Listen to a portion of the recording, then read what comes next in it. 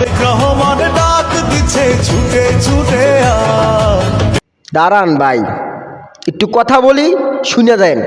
BNP ডাক দিছে, সবাই চলে গেছি, কিন্তু তারেক রহমান সাহেব যে কথাগুলা বলে এইগুলা কথা তো মেনে চলতে পারেন না।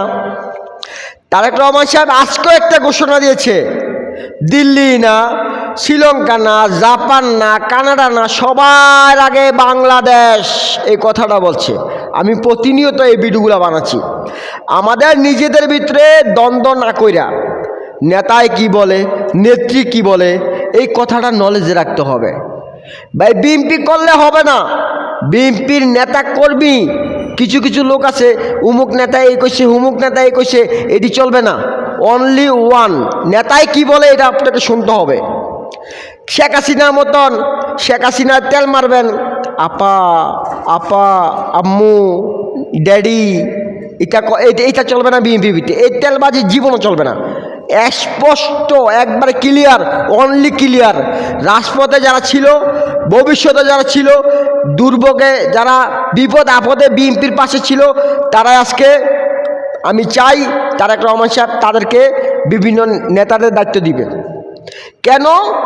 তারা 15 বছর অনেক অনেক ছিল, আর কিছু সুবিধা পার্টি আছে, সুবিধা পার্টিগুলো অবশ্যই নজরে রাখতে হবে। আমি একজন কর্মী হিসাবে বলছি, ভোটার হিসাবে বলছি, বিএনপি করো, বিএনপি খাতায় নাম আছে, জনগণের পাশে যাও। জনগণের পাশে, জনগণের কী সমস্যা আছে এইগুলা নিয়ে মানে সমালোচনা করো। হ্যাঁ, আপনার চাচা কী সমস্যা, চাচি আপনার কী সমস্যা, আপনার বাড়িতে কোনো সমস্যা, আপনার রাস্তাঘাট সমস্যা, হসপিটালের সমস্যা, তুমি বিএনপি করো, তুমি জিয়ার সৈনিক, তুমি ছাত্র দল করো, তুমি যুব দল করো, তুমি জনগণের পাশে যাও, জনগণকে জিজ্ঞেস করো আপনার কি সমস্যা, আমরা সমাধান করার জন্য চেষ্টা করব। তাহলে তুমি বিএনপি, প্রকৃত বিএনপি, জিয়ার সৈনিক।